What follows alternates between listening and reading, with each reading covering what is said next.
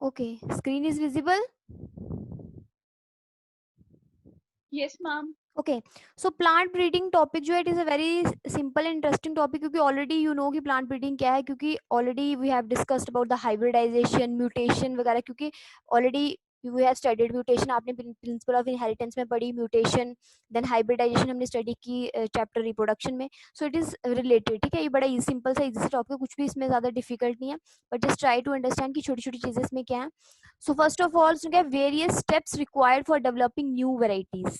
अब new varieties बनाने के लिए what are the various steps, what steps that we follow कि हमें एक नई वेराइटी, एक इम्प्रूव्ड वेराइटी मिले.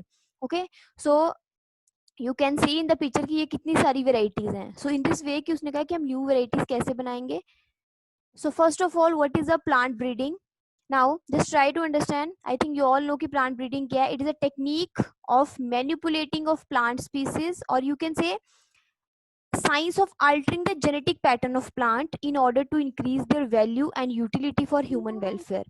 जेनेटिक पैटर्न को क्या करना, अल्टरनेट करना, जो भी जीन्स हैं जीन्स को अल्टरनेट करना, उनको चेंज करना. सो यू कैन से कि altering the genetic pattern of plant in order to increase their value and utility. उनके जेनेटिक मेकअप को चेंज करना, उनमें नई जीन्स जो है वो डालना, सो दैट उसमें उसकी वैल्यू इंक्रीज हो, उसकी यूटिलिटी इंक्रीज हो. Okay, now you can see in the picture. अब आपके पास दो चीजें हैं, क्लासिकल प्लांट ब्रीडिंग और आपकी मॉडर्न प्लांट ब्रीडिंग आएगी. So all of you just look into the picture and इसको रीड करो, ओनली रीडिंग से ही आपको सिंपली समझ आ जाएगा. So first is the definition, technique of manipulation of plant species in order to create desired plant species that are better suited for cultivation, gives better yield and are disease resistant. So हमारे पास तीन important चीजें हैं कि हम new variety क्यों produce करते हैं. सबसे पहले कि बेटर कल्टिवेशन, ठीक है, बेटर कल्टीवेशन के लिए. सेकेंडली कि गिव बेटर जील्ड, हमें जील्ड ज्यादा दे. और थर्ड इंपॉर्टेंट चीज क्या है कि it should be disease resistant, resistance to the damage of pest and pathogen, जो भी पेस्ट और पैथोजन है उसकी डिजीज रेजिस्टेंट होनी चाहिए ये variety. So these are the reason कि हम क्यों न्यू वेराइटी प्रोड्यूस करते हैं, बेटर जील्ड के लिए और स्पेशली डिजीज रेजिस्टेंट होनी चाहिए. Okay, now just look into this.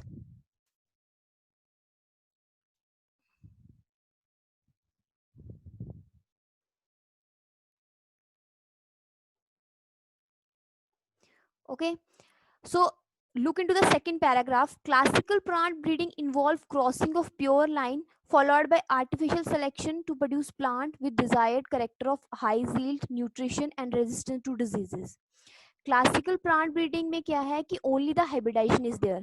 I think you, I hope you all know कि दो टाइप की ब्रीडिंग है आपकी. हाइब्रिडाइजेशन में क्या आप सिंपली क्रॉस करवाते हो पूरे जेनेटिक मेकअप को, वो आपकी क्लासिकल प्लांट ब्रीडिंग होगी. Okay, so that involve crossing और hybridization of pure line followed by artificial selection to produce plant with desired character of high yield, nutrition and resistance to disease. ये तीन हमारी चीजें जिसके लिए हम न्यू वेराइटीज प्रोड्यूस करते हैं, high yield, then nutrition and the resistant to diseases. But just try to understand ki what is a classical breeding. Just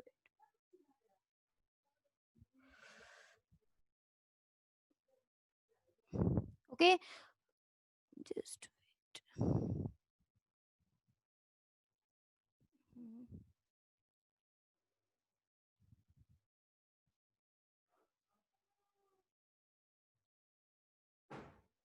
okay, so classical plant breeding में आप क्या करते हो, हाइब्रिडाइजेशन. हाइब्रिडाइजेशन मीन दो varieties को बीच में क्रॉस करना, पूरे जेनेटिक मेकअप को क्रॉस करना, that is the hybridisation.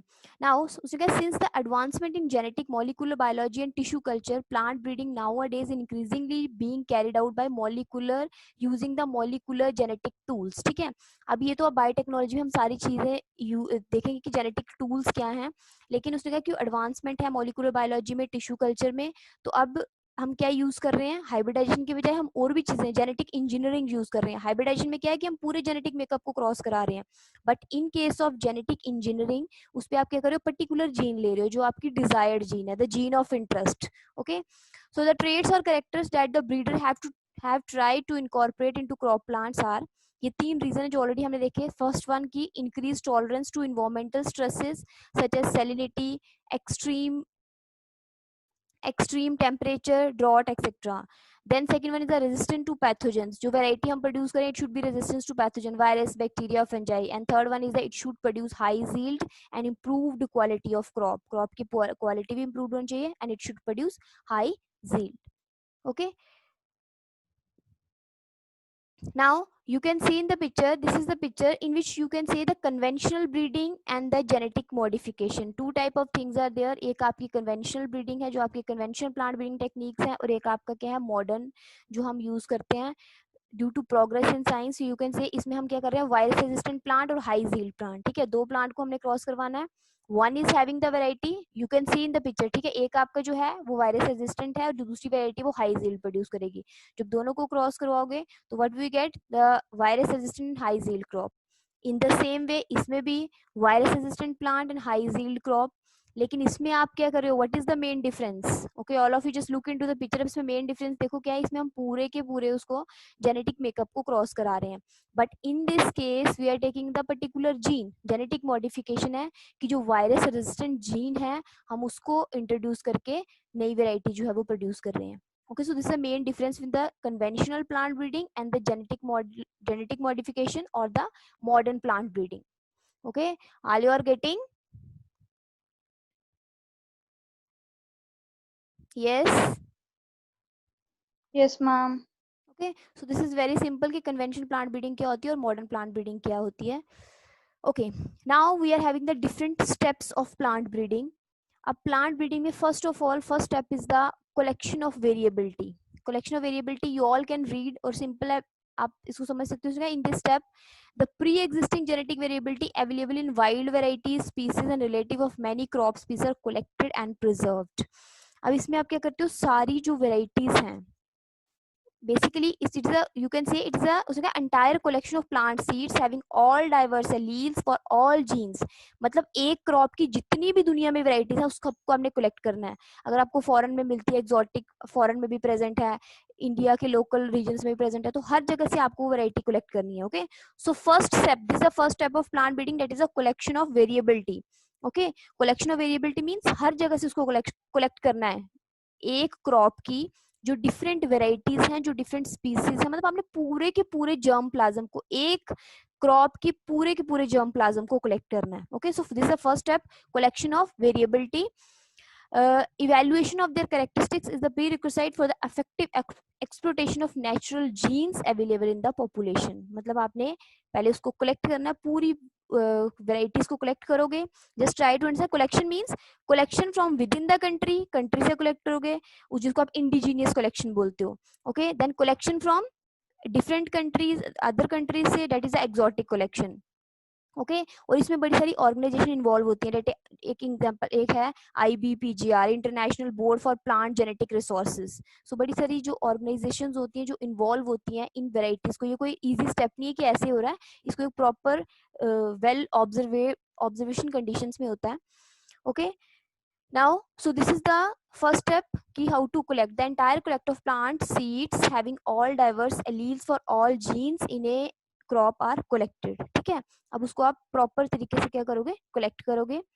then you are having the now collection means, अब देखो collection you all know कि hybridization होती है. 4 methods होते हैं जेनेटिक कंजर्वेशन के, in situ conservation, ex situ conservation. In situ conservation means जो आपने उनके हैबिटेट में रखा होता है. एक्स सीटू कंजर्वेशन जो आप बोटेनिकल गार्डन में प्रिजर्व करके रखते हो स्पीसीज को. देन जो आप कल्टीवेशन करते हो वहां से आपने कलेक्ट करना है. स्टोरेज करके रखे होते हैं सीड्स, तो हर जगह से आपने जर्म प्लाज्म को कलेक्ट करना है. मतलब उस क्रॉप की हर एक अलील जो है कलेक्ट करनी है फ्रॉम एवरी थिंग, हर जगह से आपने उसको कलेक्ट करना है. सो that is the collection of variability. Okay, so this is the first step. Second, you are having the evaluation and selection of parents. Okay, evaluation selection is like it is carried out by evaluating germplasm. Yes, ma'am वहां पे लिखा था कि the genetic varieties collected in one crop. Ma'am वो कैसे होता है? यहाँ पीछे लिखा है इसमें इमेज में. ओके, जस्ट वेट, कहाँ लिखा है? Okay, evaluation that it for the effective exploitation of natural genes available in the population. Where it is written in a given crop? Ma'am last line में. अच्छा ये given crop, अच्छा ये बोलोगे साक्षी. I am telling you कि हमने जब हमने एक प्लांट की ब्रीडिंग करानी है ना, तो सपोज एक वैरायटी, सपोज आप नहीं wheat ले, वो कहती कुक्कड़ में बैठ के चाल लगा के पड़ yes छोटी सी मेरी चाल छोड़ लगा के बैठती yes तो yes अंदर ही बैठी थी who is this? वहां बैठ गई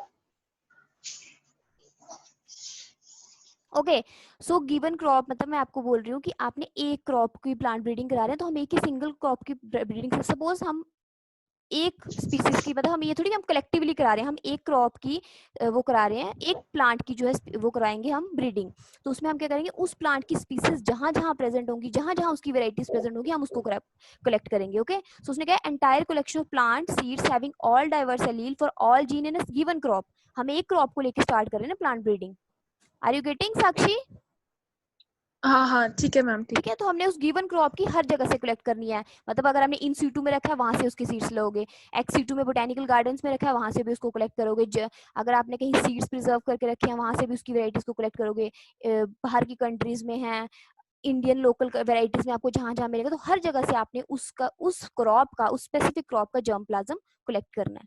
okay, then you are having okay the evaluation and selection of parents. अब देखो जब आप उसको कलेक्ट कर लिया तो उसने it is carried out by evaluating germplasm. अब उस जर्म प्लाज्म को आप इवैल्यूएट करोगे to identify plants with desirable combination of characters. अब आपने क्या करना है कि वो जो सारी वैरायटी है उसकी क्या होती है, इवैल्यूएशन होती है। ठीक है, ये कोई इजी स्टेप नहीं है, प्लांट ब्रीडिंग में धीरे धीरे प्रोसेस चलता है। तो सेकंड स्टेप आपका क्या आता है कि जब आपने पूरा जर्म प्लाज्म कलेक्ट कर लिया, पूरी जीन्स को कलेक्ट कर लिया फ्रॉम एवरीवेयर, तो अब आप उसको क्या करोगे, उसको आप इवेलुएट करोगे ताकि आप देखोगे कौन सी वैरायटी जो है जिसके अंदर डिजायर्ड कॉम्बिनेशन ऑफ कैरेक्टर्स हैं। ठीक है, एक वैरायटी है उसके अंदर हाई जील्ड भी है, वो डिजीज रेजिस्टेंट भी है, या दूसरी वैरायटी ले रहे हो, तो आपने सबसे पहले क्या करना, उनको उनकी जो जो डिजायर्ड, ऐसी वैरायटीज का डिजायर्ड कॉम्बिनेशन ऑफ कैरेक्टर होगा उसको आप सेलेक्ट करोगे। The selected parents are multiplied. अब सपोज एक पेरेंट है उसके पास हाई जील्ड है, वो डिजीज रेजिस्टेंट है, दूसरा पेरेंट है वो हर रीजन में ग्रो कर जाता है। ठीक है, तो ऐसे करके आप सेलेक्टेड, उसने selected parents are multiplied and hybridized by self pollination. अब जो सेलेक्टेड पेरेंट्स होंगे उनको आप फिर से ग्रो कराओगे, मतलब मल्टीप्लाई कराओगे and hybridized by self pollination. उसको सबसे पहले this is self pollination. Okay, so आपने उसकी हाइब्रिडाइजेशन करवाई by self pollination. Self pollination mean अपनी वैरायटी से। Then pure lines are, self pollination का क्या मेन मोटिव है, मींस हम प्योर लाइन्स क्रिएट कर रहे हैं। प्योर लाइन क्यों क्रिएट कर रहे हैं, क्योंकि हमने सेलेक्ट की है वैरायटी, हमने वो वैरायटी सेलेक्ट की है ना, इसलिए हम प्योर लाइन्स क्रिएट करवा रहे हैं whenever desired and possible. Okay, so second step is clear to all of you. This is very simple कि सिलेक्शन, पेरेंट्स को सिलेक्ट करना है, देन उनको मल्टीप्लाई करना है, फिर उनकी सेल्फ पॉलिनेशन। सेल्फ पॉलिनेशन क्यों करवानी है, क्योंकि हमें वही वेराइटीज चाहिए सेम जो हमने पेरेंट सेलेक्ट की है, उसकी हम अगर हम क्रॉस पॉलिनेशन करवाएंगे हमें नई कोई और वेराइटी मिल जाएगी, इसलिए हम क्या करेंगे, सेल्फ पॉलिनेशन करवाएंगे ताकि हमें सेम होमोजाइगोट्स मिले, क्योंकि हमने पेरेंट्स को सिलेक्ट करके रखा है। ओके, सो जब आप सेल्फ पॉलिनेशन करवाओगे तो आपको क्या मिलेगी, pure lines. Okay, I hope you all know कि प्योर लाइन्स क्या होती हैं। Okay okay, now next step is the cross hybridization among selected parents. Cross hybridization already आपको पता है कि हाइब्रिडाइजेशन क्या होती है। ओके, क्योंकि हमने 2 बार आई थिंक ऑलरेडी इसको पढ़ चुके हैं in the chapter reproduction. We have studied about the hybridization in chapter principle of inheritance also, कि हमने हाइब्रिडाइजेशन को पढ़ा है। So first of all hybridization means act or process of mating organism of different varieties or species to create a hybrid. Different varieties, एक ही plant की different varieties को cross करवाओगे, जैसे रोज की 2 वेराइटीज होती हैं, एक रेड है, येलो मतलब रेड है और व्हाइट है, तो वो वेराइटीज होगी, या 2 डिफरेंट स्पीसीज को लेके करवाते हो, तो दैट इज हाइब्रिडाइजेशन। तो उसने क्या है, cross hybridization, cross hybriding 2 parent produce hybrid that genetically combine the desired character in a single parent. जब आप 2 डिफरेंट वेराइटीज की क्रॉस हाइब्रिडेशन करवाओगे तो आपको एक सिंगल प्लांट मिलेगा that is having the desired character of both. Okay, it is time consuming and tedious process involving collection of pollen grain from the desired plants and placing them on the stigma of the selected flower to incorporate desired traits। अब आपको ये पता है ना कि हम hybridisation कैसे करवाते हैं। ठीक है, कैसे करवाएंगे, कलेक्शन ऑफ पोलन ग्रेन, एक प्लांट से कलेक्शन करोगे पोलन ग्रेन से, एक प्लांट के फ्लोर से, और उस पोलन ग्रेन को फिर कहाँ कर दोगे, it place that pollen grain on the stigma of the selected flower to incorporate desired traits. Are you all getting ना, this is very very simple कि हाइब्रिडेशन में हम क्या करते हैं, जो हमारा कन्वेंशनल मेथड हाइब्रिडेशन का, कि उसमें हम क्या करते हैं कि जो हमारा फ्लोर है, एक फ्लोर जो हमने 2 प्लांट सेलेक्ट किए हैं, one floor is having the stigma, other floor is having the male part. Okay, तो स्टिग्मा से आप पोलन ग्रेन कलेक्ट करोगे एक प्लांट के, और उस पोलन ग्रेन को जो है पिस्टिल से जो मेल पार्ट है वहां से आप पोलन ग्रेन कलेक्ट करोगे and place that pollen grain on the stigma of the selected floor. जहां पे भी आपने फ्लोर जो आपने सेलेक्ट किया वहां पे आप रख दोगे। The chances of desirable combination is usually only one in few hundreds to 1000 crosses carried out। अब ये तो आपको पता ही है, जस्ट ट्राई टू अंडरस्टैंड कि जब आप क्रॉस करवाते हो, जो आपकी कन्वेंशनल हाइब्रिडाइजेशन है उसमें जब आप क्रॉस करवाओगे तो आप सारा जीन्स डाल दोगे, आप पर्टिकुलर जीन नहीं डाल रहे हो। तो उसने कहा है chances of desirable combination is usually only one in a few hundred, rare chance होता है कि हमें प्रॉपर वेराइटी मिलेगी। Okay, so hybridization is clear to all of you? Yes, just give me the response because already we Yes, have ma'am. studied about the hybridization। अब hybridization में steps क्या हैं, क्योंकि हमने वो पहले भी क्वेश्चन पढ़ा हुआ, तो this is a very important question. जैसे हमने वेराइटीज पढ़ी थी, hybridization can be intervarietal, okay, it can be intervarietal, it can be intravarietal, okay, it can be interspecific, it can be intergeneric. ठीक है, वो मैंने आपको पहले से हमने पढ़ा हुआ है। If there is a problem then ask me again.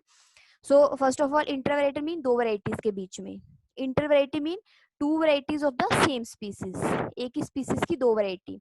Then आपका आ जाता है interspecific, between the different species of the same genus.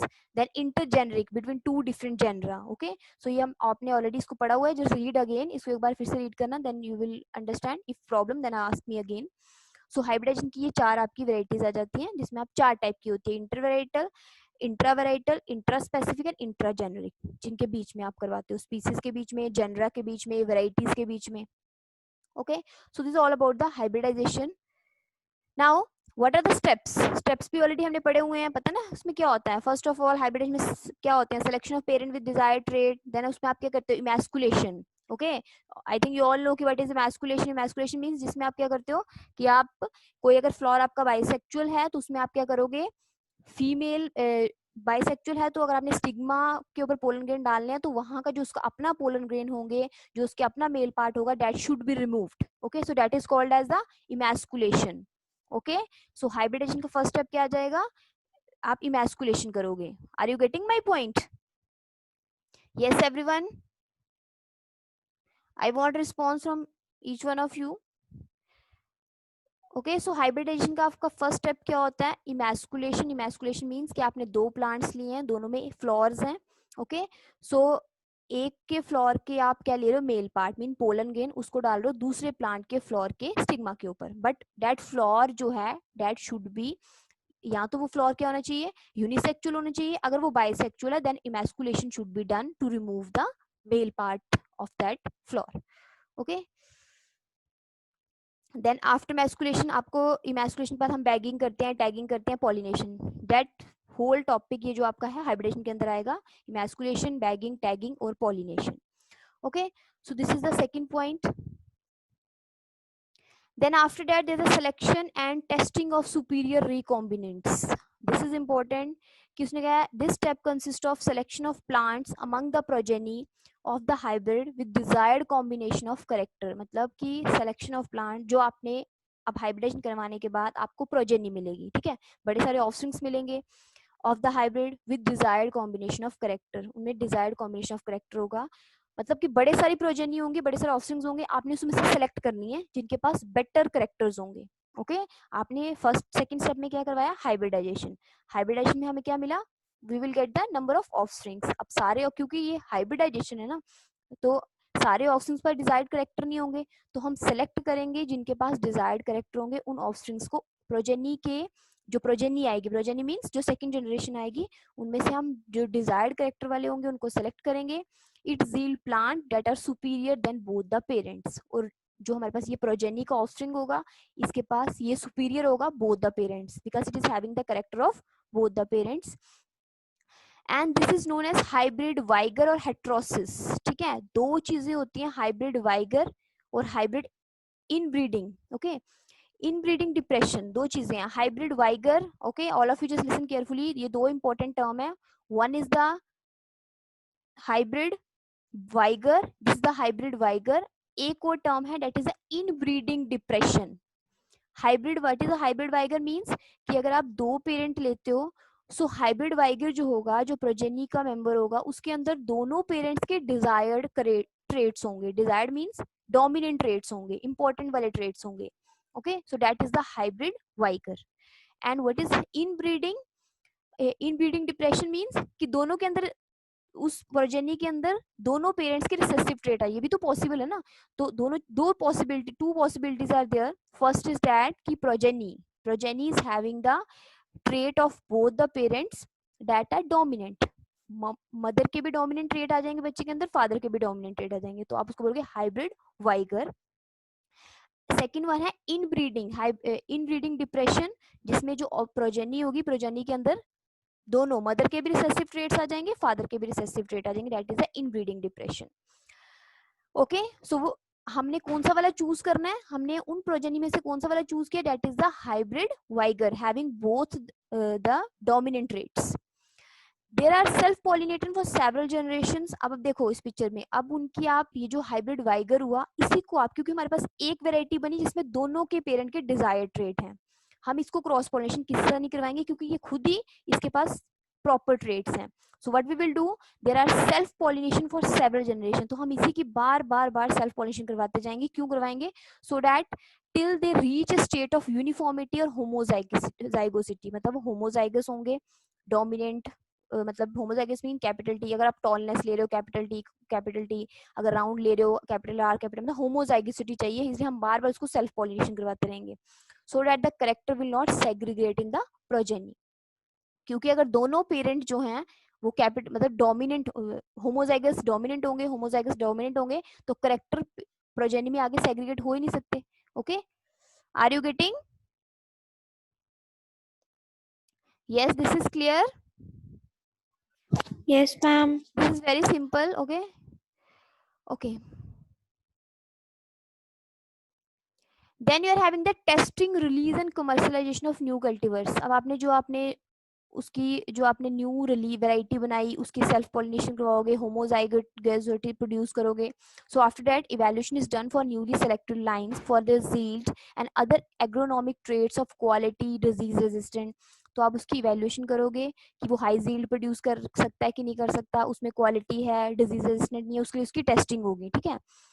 So selected plants are grown in research fields and their performance is recorded under ideal fertilizer applications, irrigation and other crop management practices. मतलब जो हमने variety produce की, उस variety को अब आप लगा के देखोगे कि उसमें हाई यील्ड है कि नहीं है, वो डिजीज रेजिस्टेंट है कि नहीं है, हाई क्वालिटी प्रोड्यूस कर रहा है कि नहीं कर रहा है. तो प्रॉपर उसको कंडीशन देके, प्रॉपर फर्टिलाइजर देके, हर चीज देके आप उसको, उसकी परफॉर्मेंस को रिकॉर्ड करोगे. Okay, then testing of hybrid line is done in farmers field. अब उसकी जो प्रॉपर, पहले तो आप उसकी लैब में टेस्टिंग करते हो, फिर बाद में उसकी फार्मर फील्ड में टेस्टिंग होती है. फार्मर फील्ड में टेस्टिंग करने का क्या मोटिव है? आफ्टर टेस्टिंग फार्मर फील्ड में टेस्ट करोगे प्रॉपरली वो कैसे ग्रो कर रही है. टाइम लगता है ना उसमें कि प्रॉपरली कैसे ग्रो कर रही है, हाई यील्ड है, क्रॉप डिजीज रेजिस्टेंट है कि नहीं है. After that you can see after testing the crop is grown at different location in the country with different agroclimatic zones for at least 3 growing season. फिर आप उस crop को 3 different countries में, 3 different locations में, एक ही country के अपनी 3 different locations पे ग्रो कराओगे. 3 different location mean 3 different climatic conditions में. The test is material evaluated in comparison to the best available local crop cultivar used as reference cultivar. और अगर वो सक्सेसफुल हो जाती है 3 क्रॉप्स के बाद, वो प्रॉपर यील्ड देती है, डिजीज रेजिस्टेंट होती है, इंप्रूव वैरायटी होती है, तो then it is used as a reference cultivar. उसको फिर आप रेफरेंस कल्टीवर यूज करते हो. रेफरेंस कल्टीवर का मतलब होता है कि हमने एक वैरायटी प्रोड्यूस कर ली है और उसको आप रेफरेंस के लिए यूज कर रहे हो. Release of tested material is finally done in bulk after selection and certification. उसकी फिर बाद में सर्टिफिकेशन होती है, सिलेक्शन होती है. Okay, so is this clear? Anything you want to ask regarding this? Yes everyone? So 5 steps are clear to you. First one is the, all of you just unmute yourself. If there is any question you can ask. Say yes or no. Unmute yourself.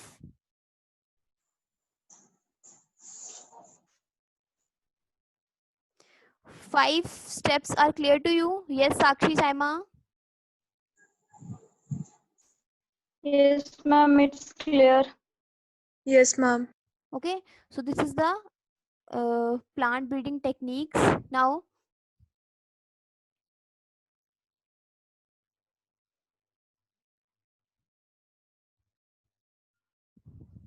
okay, Gushish, now next we are having the Indian high yield crops of Indian hybrid crops of high yield varieties ने कहा in India agriculture plot जो है जो total हमारी GDP है उसने कहा about 33% of Indian GDP employees nearly 60 मतलब इंडिया में यू नो कि इंडिया में एग्रीकल्चर जो है सबसे ज्यादा है the development of several high yield varieties of wheat and rice in the mid 1960 as a result of various plant breeding technique led to a dramatic increase in the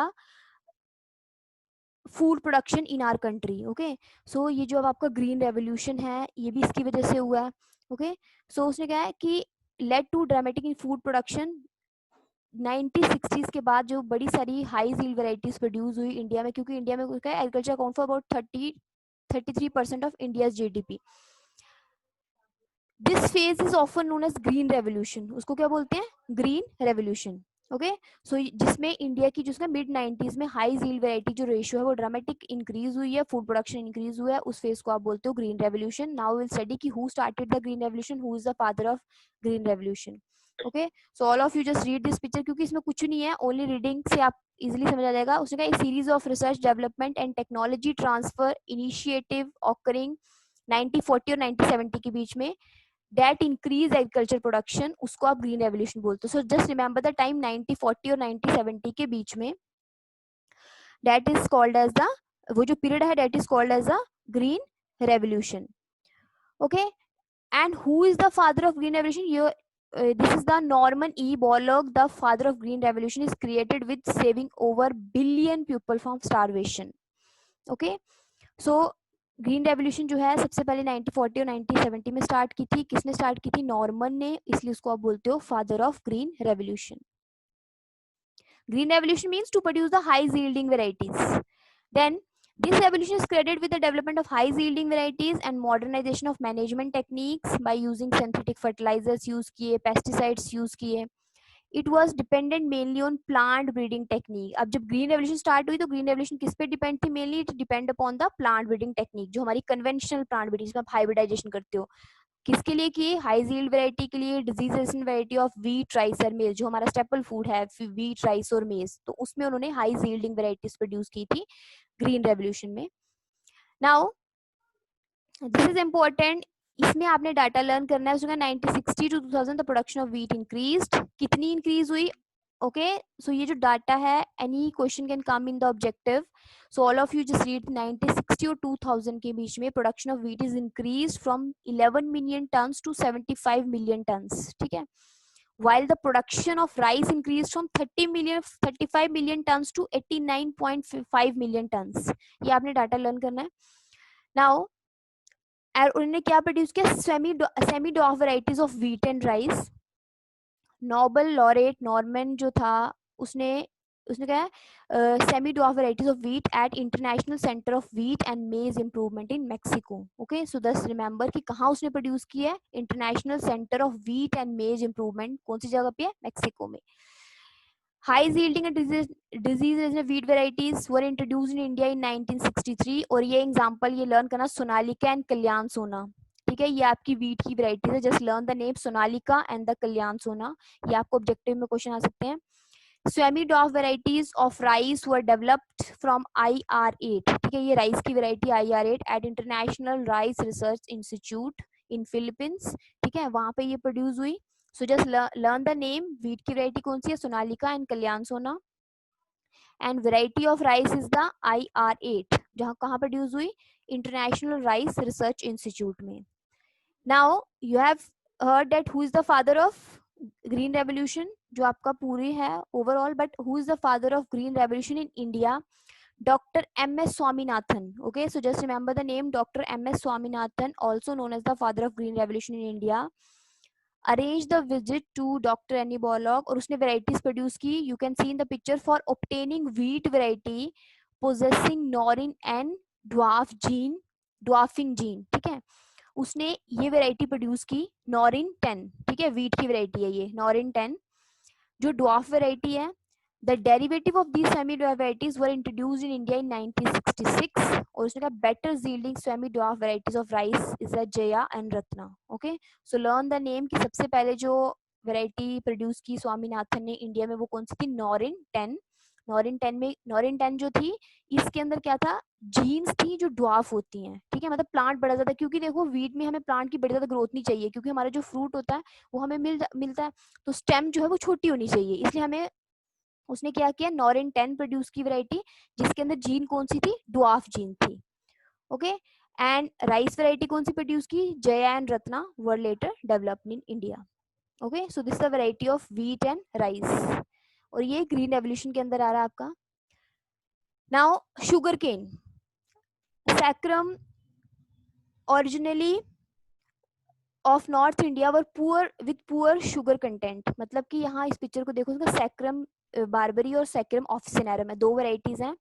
sacrum Barbari जो है वो north India में grow करता है, जिसमें sugar content क्या है, poor sugar content है. And second is the sacrum officinarum of south India with thick stem and high sugar content. अब देखो दोनों वैरायटीज क्या है, सैक्रम बारबरी जो है वो नॉर्थ इंडिया में ग्रो करता है, वो उसकी है कि बट उसके पास शुगर कंटेंट कम है. लेकिन जो सैक्रम ऑफिसिनेरम है विथ थिक स्टेम भी थिक क्या है and high sugar content, was cross to get the high yield variety. जो वैरायटी मिली उसमें क्या था, थिक स्टेम थी एंड हाई शुगर कंटेंट. एक प्लांट का करेक्टर क्या आ गया, एक प्लांट की प्रॉपर्टी आ गई थिक स्टेम, और दूसरे की आ गई high sugar content with the ability to grow in the areas of north India. अब सैक्रम बारबरी नॉर्थ इंडिया में ग्रो करती थी, सैक्रम ऑफिसिनेरम साउथ इंडिया में थी. जब दोनों वैरायटीज को मिक्स किया तो थिक स्टेम भी आ गई, हाई शुगर कंटेंट भी आ गया, and they grow in the north India. Okay, so this is the variety जो प्रोड्यूस हुई है, सैक्रम शुगर केन की वैरायटी है, sacrum Barbari and the sacrum officinarum. Okay, this all you have to learn. Okay, so any problem regarding this? Yes everyone. No, ma'am. High yielding variety में जो है number of varieties, क्योंकि अब आपके हमारे पास जब हम बायोटेक्नोलॉजी चैप्टर पढ़ेंगे हमारे पास बड़ी सारी, हमें पता होना चाहिए इंडिया में कितनी सारी वीट की वैरायटीज हैं. जैसे कुछ तो हमें वैसे भी आपने ऑलरेडी पढ़ी है, जैसे आप एस्टिवम है, लेकिन बड़ी सारी नई नई वैरायटीज हैं, रत्ना सोनारा है, बड़ी सारी, वो हम आगे बायोटेक्नोलॉजी में भी स्टडी करेंगे. बट यू ऑल मस्ट धीरे धीरे इनको लर्न करना स्टार्ट करो, ठीक है, फिर आपको पता चलेगा कि ये हमारी जेनेटिकली मॉडिफाइड जो ऑर्गेनिज्म है, हाई यील्डिंग, ये हमारी हाई यील्डिंग वैरायटीज हैं. ओके, सो वैरायटीज आपने, आपकी टिप्स भी होनी चाहिए, राइस की वैरायटीज है, वीट की वैरायटीज है. Okay, so next is the topic that is a biofortification, but that we will start in the next class also only. Okay, so today any doubt regarding the plant breeding? Any doubt, anything you want to ask regarding this? Okay, so plant breeding techniques में आपका first step क्या है, that is the collection of variability. Second one is the evaluation करना and selection of parent. Third one is the cross hybridization. But just remember कि जो cross hybridisation है ये आपका बड़ा लॉन्ग क्वेश्चन बनेगा. ओके, ये आपको सिंगल हाइब्रिडाइजेशन का क्वेश्चन भी आ सकता है, क्योंकि इसमें आपने सब कुछ लिखना है, उसकी varieties, intervarietal, intravarietal, intrageneric, intraspecific types आ गई. देन प्रोसीजर, जो स्टेप्स हैं हाइब्रिडाइजेशन के, फर्स्ट वन इज द जो आपकी सिलेक्शन है, देन इमैस्कुलेशन है, बैगिंग है, टैगिंग है, देन सेल्फ पॉलिनेशन है, okay, cross pollination. Then next point is the selection and testing of superior recombinants. हमारे पास दोनों वैरायटी को क्रॉस कर हमारे पास रिकॉम्बिनेंट आए, और रिकॉम्बिनेंट में जैसे रिमेंबर दो चीजें हैं, हाइब्रिड वाइगर और inbreeding depression. Okay, then you are having the testing, release and commercialization of new cultivars. Okay, so ये प्लांट ब्रीडिंग प्रोग्राम आ गए. देन हाई यील्डिंग वैरायटी जो है, learn the name, who is the father of green revolution, who is the father of Indian green revolution. Okay, तो सबसे पहले उसने कौन सी variety produce की. ओके, मोस्ट इंपॉर्टेंटली उन्होंने वीट, राइस और मेज की प्रोड्यूस किया. एंड दिस स्क्रीन, ये जो स्क्रीन पे ये पिक्चर है, this picture is most important, क्योंकि इसमें आपके बड़े सारे क्वेश्चन निकलते हैं. ओके, इसमें आपके 5, 6, 7, 8 आपके ऑब्जेक्टिव निकल जाएंगे. So all of you just read this thing कि who is the father of Indian green revolution, ये इस ऑर्गेनाइजेशन का नाम लर्न करना है. देन कितने टन्स प्रोड्यूस हुई है, वेराइटीज लर्न करो, नॉरिन 10 क्या है, जया रत्ना क्या वेराइटीज हैं, नॉरिन 10 वीट की वेराइटी है, जया रत्ना राइस की वेराइटीज हैं. Okay, so this picture is very important. So all of you just learn this it thoroughly. Okay, okay, any question? yes, no,